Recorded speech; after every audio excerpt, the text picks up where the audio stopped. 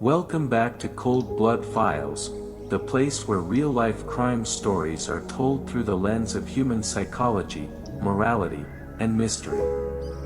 If you're passionate about true crime, spine-chilling stories, and deep dives into the darkest corners of the human mind, make sure to hit that subscribe button and turn on the notification bell so you never miss an upload. Today's case feels like it was pulled from a horror movie script, but it's horrifyingly real. A teenage boy with the face of an angel, raised in a good family, who turned out to be one of Argentina's most cold-blooded serial killers. He wasn't poor. He wasn't abused. He wasn't insane. He was just hollow. This is not fiction. This is not a thriller. This is the terrifying true story of Carlos Robledo Puch, the death angel of Argentina. He looked like a child out of a magazine ad, blonde curls, soft pale skin, and piercing blue eyes. Teachers described him as quiet. Neighbors said he was polite. Girls thought he was cute. But behind that angelic face, something dark was brewing. Something that no one, not even his own parents, seemed to notice. Or maybe they chose not to. Carlos Eduardo Robledo Puch was born in 1952 in Buenos Aires, Argentina. He grew up in a stable, middle-class home with both parents present. No history of violence, no extreme poverty, no reports of abuse, at least none that made it to public records. On paper, he was what many would call a normal kid. But normal doesn't always mean safe. From a young age, Carlos displayed behaviors that should have raised red flags: petty theft, lying with ease, an odd fascination with weapons. He didn't react to punishment. He showed no guilt. His gaze, even as a child, was often described as empty. As if he were looking at people, but never truly seeing them. Some psychologists call this the mask of sanity, the chilling ability to mimic normal emotions while lacking them entirely. Carlos wore that mask well. Too well. By the time he reached his late teens, Carlos was no longer content with hiding in the shadows. He found a way to let his inner darkness out, and he found it through crime. But he wasn't alone. Like many young sociopaths, he gravitated toward older, tougher boys who welcomed his quiet demeanor, never realizing that he would one day become far more dangerous than all of them combined. This wasn't just a teenager acting out. It was the birth of a predator, a boy with the face of an angel and the soul of a monster. It was 1971. Buenos Aires, a vibrant, bustling city, began to tremble. The news was filled with strange deaths and burglaries gone wrong. Victims were found shot in the head, often while asleep. Some bodies were even burned. Police had no leads. No witnesses. No clear motive. But behind those silent deaths was a familiar face, still just a teenager.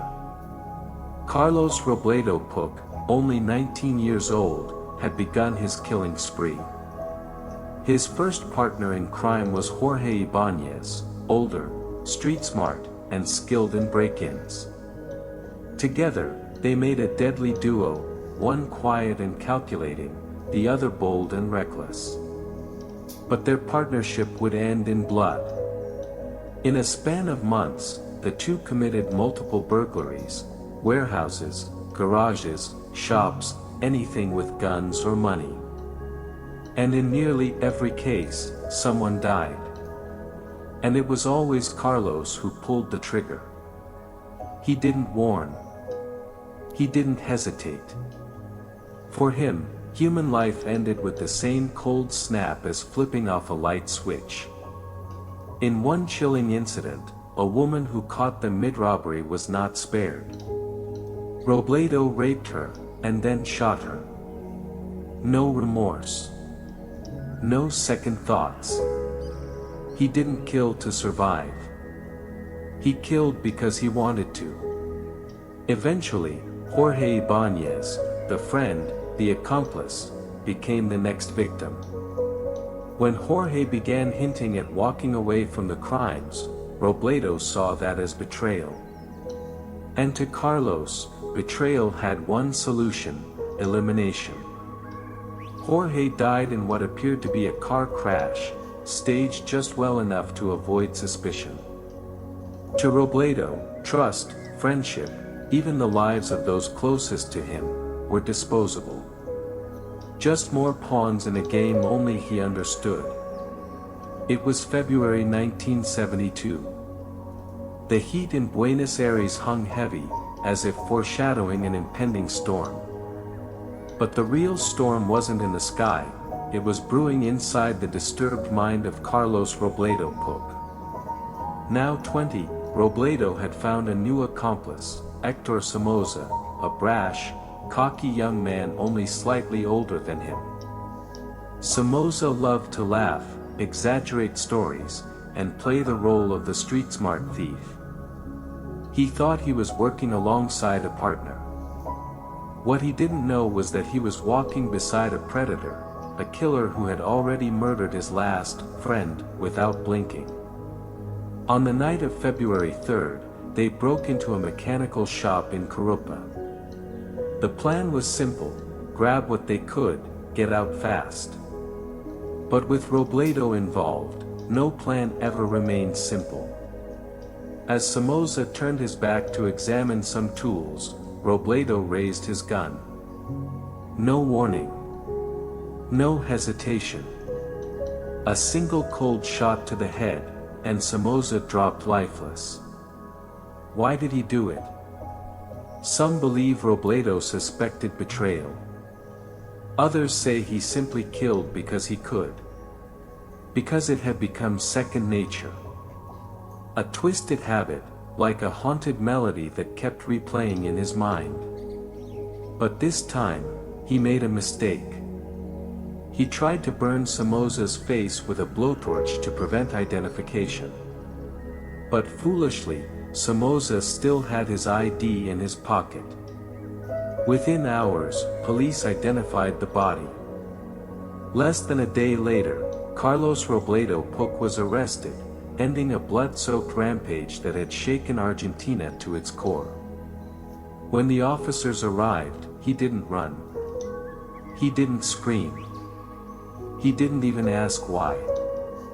He simply sat there, cold as stone, and said, "I knew this moment would come." 8 years later, in 1980, Carlos was brought to trial. He had said nothing in prison. No remorse. No tears. No explanation. He acted like a ghost, present, but empty. When he appeared in court, the country gasped. He looked like a movie star, golden curls, soft skin, baby blue eyes. The death angel, the media called him. The trial lasted 45 days. Over 140 witnesses testified. The evidence was overwhelming: fingerprints, ballistics, survivors, and even a notebook in which he casually admitted to wanting to kill again. Psychiatrists confirmed the worst. He is not insane. He is not mentally ill. But he is emotionally empty. He feels no guilt, no empathy, no sense of wrong. He wasn't a man out of control. He was a man without a conscience. He was sentenced to life in prison with no possibility of parole. And how did he react? He simply nodded. As if he had been waiting for this ending all along. Carlos Robledo Puch began his life sentence inside one of Argentina's harshest prisons. But unlike most inmates who eventually adapt, reflect, or deteriorate. Carlos remained almost unchanged. He never expressed regret. He never apologized. He never sought forgiveness. Instead, he seemed to exist in a world of his own, reading, working out, and occasionally lashing out at guards or fellow prisoners. At one point, he even requested to be executed by firing squad, claiming, "I don't belong in this world." When asked by journalists years later if he felt remorse, his answer was chilling in its simplicity. No. Psychologists continued to label him as emotionally flat, not insane, not delusional, just devoid of empathy. What terrified many wasn't just what he had done, but how easily he could do it again. Despite being locked away for decades, Carlos's name still haunts Argentine history. His crimes shocked a nation not only because of their brutality, but because of the contrast between his angelic appearance and the darkness inside. Carlos Robledo Puch wasn't just a serial killer, he became the symbol of a terrifying betrayal of society's ideals. With his angelic face and promising youth, no one suspected that behind the charm hid a cold, remorseless killer. His crime sent shockwaves throughout Argentina in the early 1970s. The public was not only horrified, they were confused, betrayed, and terrified.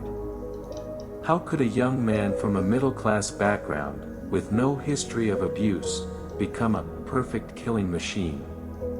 This case forced Argentina to ask, are some people simply born without conscience?